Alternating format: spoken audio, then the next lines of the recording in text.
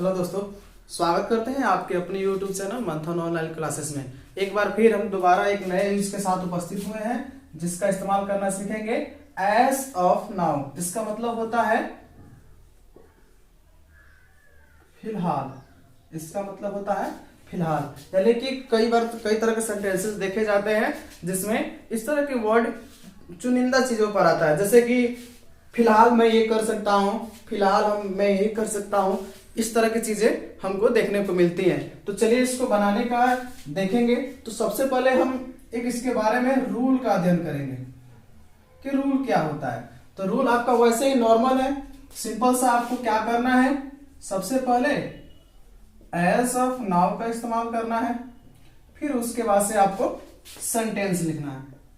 अब रही बात सेंटेंस की, तो सेंटेंस हो जाएगा एज पर रूल। अब जो सेंटेंस होगा, जिस भी कैटेगरी का सेंटेंस होगा, उस कैटेगरी के अनुसार इसमें हम इस्तेमाल कर सकते हैं। यानी कि अगर हम दूसरे शब्दों में कहें तो आपको क्या लगाना है, सब्जेक्ट लगाना है, हेल्पिंग वर्ब लगाना है, उसके बाद से आपको रखना है मेन वर्ब या वर्ब का पहला रूप, फिर उसके बाद से आपको ले लेना है क्या, अदर वर्ड। ठीक है, इस तरह से सेंटेंसेस आपको बनाने होंगे। रही बात यहाँ पे एचबी यानी कि हेल्पिंग सहायक क्रिया की, तो इसमें is, am, are, was, were, should, can't, में इत्यादि चीजें, सभी चीजें इसमें इस्तेमाल की जा सकती हैं। इसलिए मैंने ये पहले ही लिख दिया है कि जो आप सेंटेंस बनाएंगे वो रूल के अनुसार ही बनाएंगे और उसके अनुसार हेल्पिंग वर्ब और मेन वर्ब। मेन वर्ब तो सबके लिए सेम रहेगा, लेकिन हेल्पिंग वर्ब जो चीजें होंगी वो सेंटेंस के अनुसार आएंगी।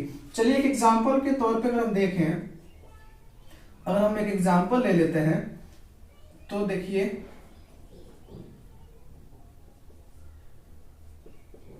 फिलहाल मैं किसी और का हूं। फिलहाल मैं किसी और का हूं। दूसरा एग्जांपल की अगर मैं बात करूं, फिर लिख देता हूं, फिलहाल मैं यह नहीं कर सकता हूं। फिलहाल यह मैं नहीं कर सकता हूं।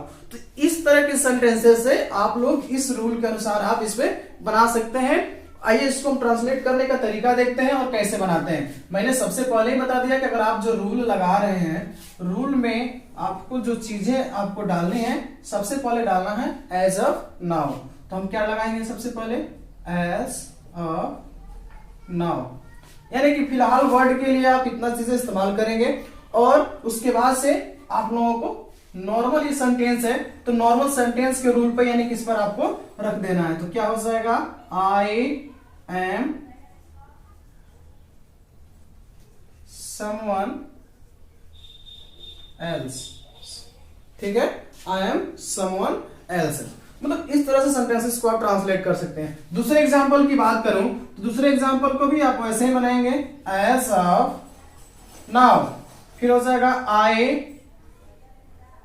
कैन नॉट, या आप इसको कांट भी लिख सकते हैं। शॉर्ट फॉर्म आपका कांट हो जाएगा, अगर नहीं जाए तो पूरा लिखिए, आई कैन नॉट डू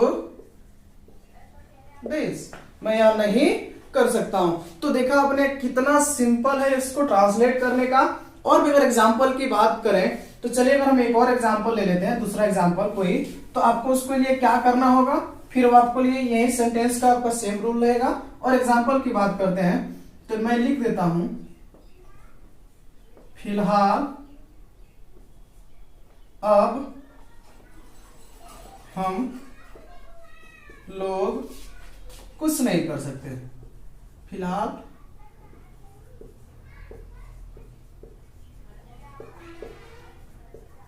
अब हम लोग कुछ नहीं कर सकते हैं। यानी कई बार ऐसे सेंटेंसेस आते हैं जिसमें आप लोगों को कोई भी कार्य करने की अनुमति नहीं होती है या आप नहीं कर पाते हैं, तो उसके लिए एक सेंटेंस बनता है जिसके आप कह सकते हैं कि फिलहाल अब हम लोग कुछ नहीं कर सकते हैं। तो इसको हम लोग कैसे ट्रांसलेट करेंगे, सेम आपका हो जाएगा एज ऑफ नाउ, हो जाएगा, अब हो जाएगा वी कांट, या नहीं लगाना चाहते हैं तो कैन नॉट कर लीजिएगा।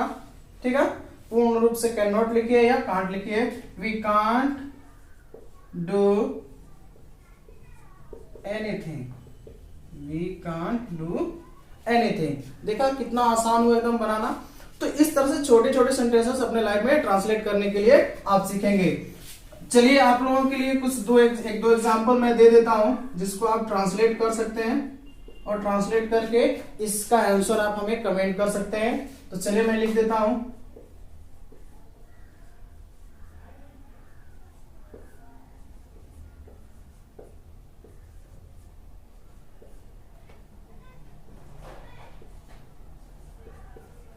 फिलहाल तुम चुप रहो। दूसरा आपको जाएगा, फिलहाल अब तुम घर जा सकते हो। फिलहाल अब तुम घर जा सकते हो। इन दो ट्रांसलेशनों को आप ट्रांसलेट करिएगा और इसका आंसर हमें कमेंट बॉक्स में दीजिएगा। चलिए, अगर ये आपको सेंटेंस या अन्य चीजें, रूल आपको अगर पसंद आता है तो हमारे चैनल को सब्सक्राइब करें। धन्यवाद।